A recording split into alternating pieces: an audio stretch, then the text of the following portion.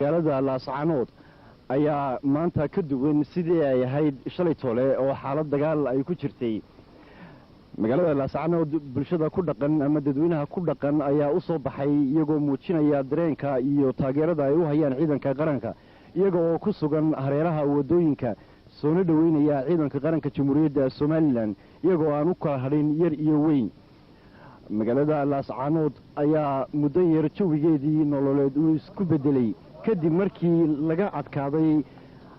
lagana sifeeyey magaalada ciidamadii maleeshiyada majeerteeniya ee inta badan ku amarku taaglinayay dadka shicibka ee u dhashay somalilan ee ku dhaqan magaalada laascaanood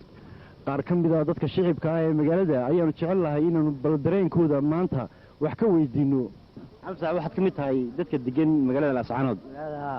waxaad ka warantaa dareenkaaga jawigii hore ee magaalada iyo kan hadda dareenkaygu hadeer jawigii hore iyo kan hadeer jawigii hore iyo kan waa hadeer sidan hadeer waa caadi weeye sidaas uu bedelan yahay jawigii hore uu ka bedelan yahay ciidamada qaranka ee jamhuuriyadda somalilan ee hadda gacanta ku haya magaalada laascaanood ma soo dhaweyneysaa ciidamada jamhuuriyadda somalilan aad iyo aad baan usoo dhaweyneynaa magacaadiga guuleed ka waran dareenkaaga ku wajahan ciidanka qaranka jamhuuriyadda somalilan ee gacanta ku haya magaalada laascaanood dee waa nabad wey waa soo dhaweyneynaa iskuul ma dhigataa waa dhigtaa waad soo dhaweynaysaa ciidanka qaranka adiga magaca cabbaas ka waran dareenkaaga dareenkaygu waa kala duwan kii shalay kii aan duraad ku jiray kii maanta oo kala duwan yahay markaad eegto marxaladii ay ku sugnayd magaalada laascaanood muddooyinkii hore iyo maanta maxaa farqa u dhexeeya aad ku tilmaami lahayd waxaan ku tilmaami lahaa faraq weyn kaasoo somalilan wax ka bedeshay kii puntlandna waxba ahayn maamul aan jirin oka waad mahadsan mukhtaar qalbi baa layihahdaa mukhtaar bal ka waran dareenkaaga ku wajahan xaaladda laascaanood hadda dareenkayga ku wajahan xaaladda laascaanood haddeerto aad iyo aad bay u wanaagsanta boqolkiiba boqolna waxaa lasoo dhaweynayaa dowladda somalilan puntlandna waa iska tagtay cidina waa u bahana dadkana ciiddiisii u haystaa waa saas maxaad ku tilmaami lahayd faraqa u dhexeeya maamulkii hore ee maleeshiyada majeerteeniya iyo kan qaranka faral weyn baa udhexeeya oo aad iyo aad ugu dhexeeya iyadoo dadka lagu layo shacab puntland suuqa lagu dilo hadeer puntlandta iska tagtay shaarkaan loo soo gashay shacabkii ganacsadaha ee suuqa dhex marayey dareenkaaga way kula qabtaa dadka magaalada ku dhaqan dareenkayga dadka magaalada ku dhaqanay way la qabtaa boqolkiiba boqol waad mahadsanta walaal daawadayaal muuqaalkan idiin muuqdaa waa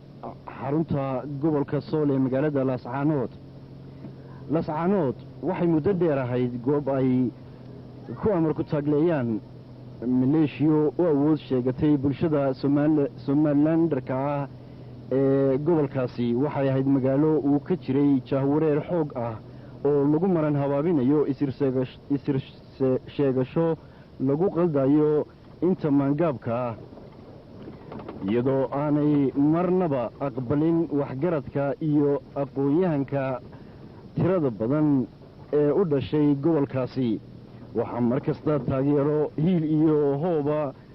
leh ay ugu baaqayeen dowladda jamhuuriyadda somalilan iyo in ciidanka qaranku soo gaadho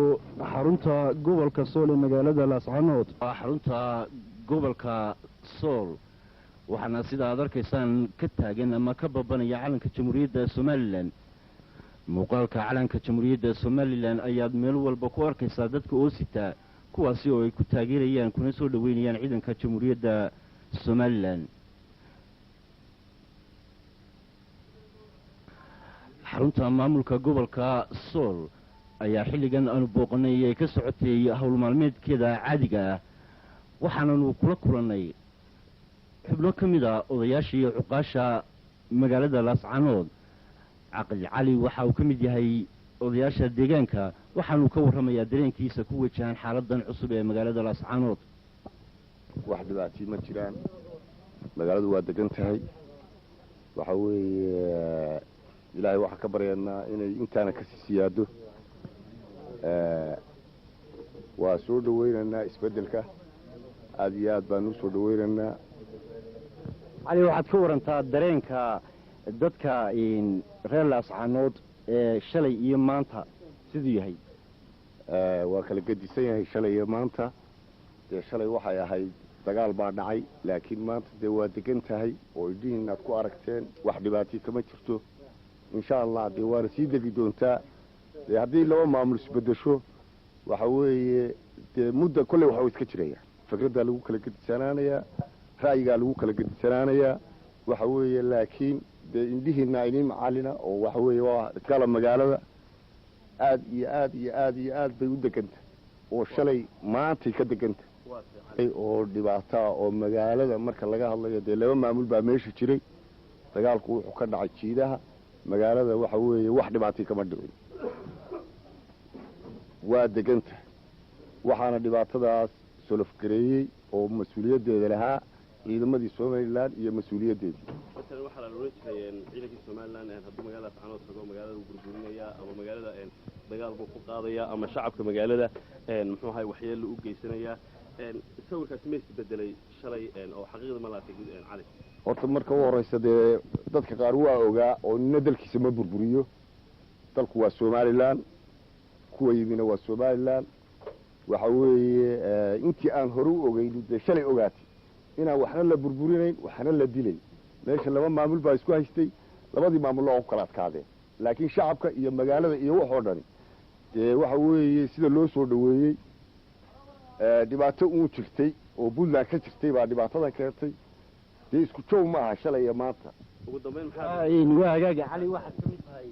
odayaasha magaalada Laascaanood imika dagaal baa dhacay dagaalkii alxamdulillah waa uu dhamaaday magaalada Laascaanood way degantay hadda waxaana gacanta ku hayaa ciidamada qaranka Jamhuuriyadda Soomaaliland maamulka cusub kulli waa laga bilaabayaa magaalada sidee baad ula shaqeynaysaa maxaad si ku rajo weyn tahay maamulku sidoo marba door uga qaataan ula shaqeynaa hadduu kii hore ka wacnaado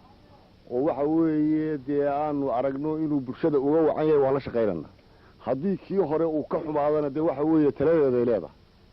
insha Allah waxaan rajaynayaa hadba doorka uu ka qaato maamulka isbedelka ku keenay ayay ku xidhan tahay isaga laga rabaa siyaasadiisa iyo isbedelkiisa iyo nabadgelyadiisa iyo shacabka harashadiisa iyo waxqabadkiisa